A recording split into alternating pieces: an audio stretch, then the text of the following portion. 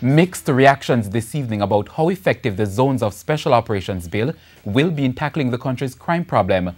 With the Senate passing the bill on Friday, it is now one step closer to becoming law.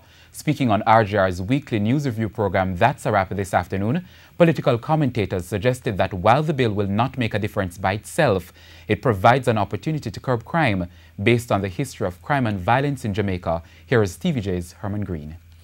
I won't call the names, but started, in my view, based upon all the reports from others who know it, started by two politicians.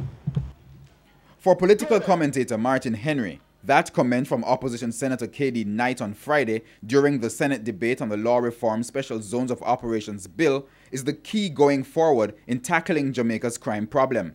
With reference to historical literature, he agrees that political parties had their genesis in violence, with sticks and stones being the dominant weapons back then. What escalated in the 1960s was the insertion of firearms into what was then 20 years of conflict. We have had violent politics, we have had corrupt politics, and if you look at the crime map, such as the one published by the Gleaner this morning, the areas of highest incidence of gang presence and gang violence almost exactly coincides with the garrison arrangements in urban Jamaica. For another commentator, Orville Johnson, the bill is only just a start in dealing with the country's crime problem. And the overall comprehensive crime plan, which has a number of components: economic, social, parenting issues, education issues, skill training issues, a number of issues in terms of how you're going to deal with, Mr. Siaga spoke about little simple domestic disrespect situations creating violence, and we hear that now, how you're going to go into those communities and to, with the state's resources, and to solve the problem. They must go beyond what they have done now, to hold hands together, to bring the society back together.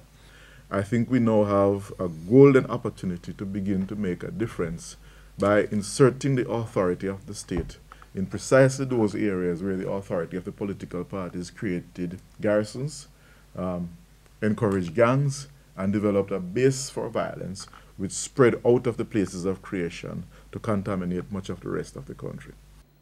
Mr. Henry notes that if crime is controlled in these garrison areas, investment and economic growth will come, and not only from large foreign-based entities. I'm talking about ordinary Jamaicans who would put up $100,000 to start a small business because they have the security that they will be left undisturbed, that they won't have to pay half their profit over to extortionists, that they may not be shot and killed operating their businesses, that customers can come from the street next door and also from outside the area. Those kinds of small level investments multiplied hundreds of thousands of times over. The Zones of Special Operations Bill was passed on Friday with 13 amendments and will now go back to the lower house for approval. Herman Green, TVJ News.